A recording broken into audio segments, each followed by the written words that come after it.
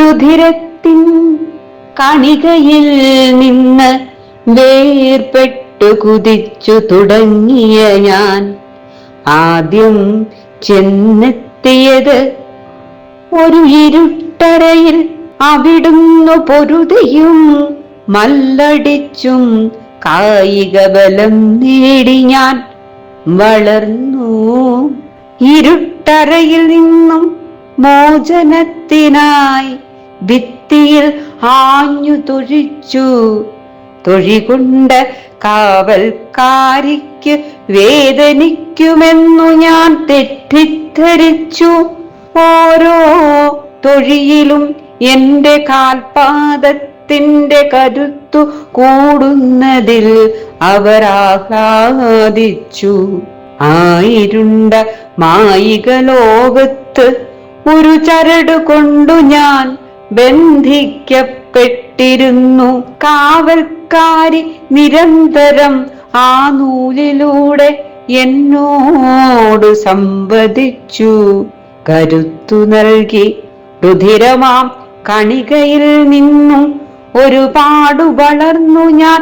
മോചനം കാത്തു കഴിയുന്നു, മോചനം കാത്തു കഴിയുന്നു.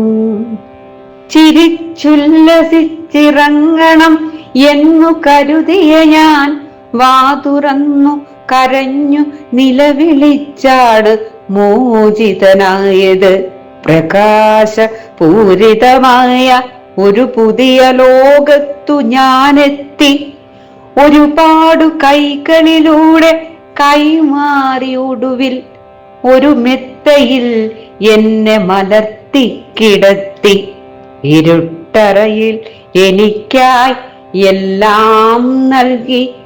എന്റെ ഭാരം ചുമന്ന് എന്നെ ഞാനാക്കിയ എന്റെ കാവൽക്കാരി എവിടെ?